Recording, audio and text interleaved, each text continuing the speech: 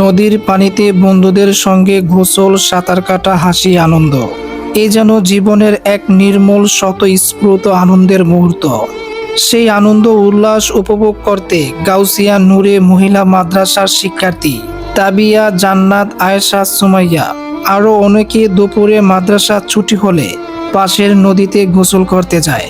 এই সময় তাদের একজন পানিতে তলিয়ে গেলে তাকে বাঁচানোর জন্য তাবিয়া, জান্নাত, আয়েশা, সুমাইয়া চেষ্টাকালে তারাও পানিতে ডুবে যায়। পরে আশেপাশের লোকজন ঘটনাস্থলে দৌড়ে এসে 6 জনকে উদ্ধার করে 4 জনকে রায়পুরা উপজেলা স্বাস্থ্য কমপ্লেক্সে নিয়ে গেলে কর্তব্যরত চিকিৎসক তাবিয়া, জান্নাত, আয়েশা, সুমাইয়া 4 জনকে মৃত ঘোষণা করে।